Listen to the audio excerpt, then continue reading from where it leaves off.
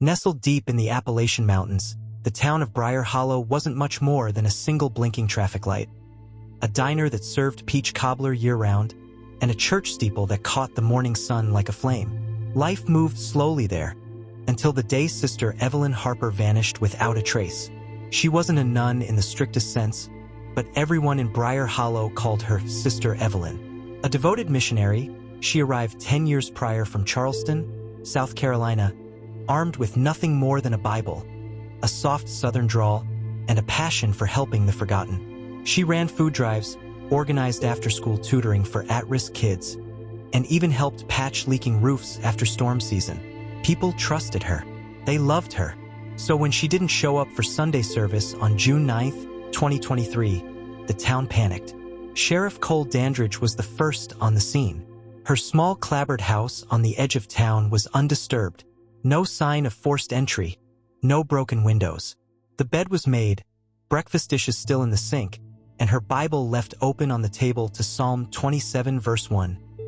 "The Lord is my light and my salvation, whom shall I fear?" It didn't make sense. At first, authorities suspected a random act of violence, maybe someone passing through. The area around Briar Hollow had seen its fair share of drug runners and drifters over the years. The search expanded into the woods and back roads. Dogs picked up her scent near Route 16, but it went cold at an old gas station. That was the last sign of her. The community came together in prayer circles and candlelight vigils.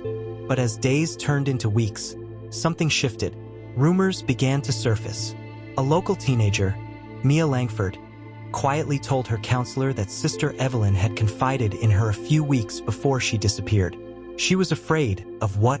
She wouldn't say, just that she felt someone was watching her. Digging deeper, Sheriff Dandridge unearthed a side of Sister Evelyn no one in town knew existed. Before coming to Briar Hollow, she'd lived under a different name, Evelyn Marsh. In Charleston, she'd been married. Her husband, Daniel Marsh, had been a charismatic youth pastor. But in 2012, he'd been accused of embezzling church funds and abusing young women in his congregation. Evelyn testified against him and entered a witness protection-like program run by a victims advocacy group. She changed her name, disappeared, and started over in Briar Hollow. The story sent shockwaves through the town. Most were sympathetic. A few were suspicious. But one person reacted differently. Pastor Lewis Crowley. Crowley had co-led the church with Evelyn for 7 years. They'd butted heads occasionally, especially about modernizing church teachings and how to handle troubled youth. But no one thought much of it, until the sheriff's office pulled phone records and discovered dozens of deleted texts between Crowley and someone named Danny M. 1979. Daniel Marsh. He hadn't disappeared after all.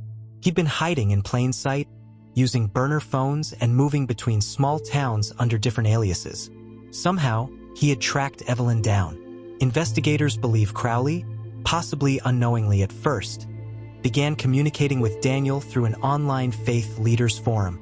Over time, their messages became more personal. Daniel fed him lies that Evelyn had falsely accused him, ruined his life, stolen from their church. Eventually, Crowley confessed in a recovered email draft that he had come to believe her presence in Briar Hollow was poisoning the community. It was enough for a search warrant. Inside Crowley's garage, they found a hidden compartment beneath the floorboards. Evelyn's watch, a blood-stained scarf, and, chillingly, a handwritten note in her script. "If anything happens to me, tell me the truth, and forgive them." Crowley was arrested in August 2023 and charged with her murder, though her body has never been found.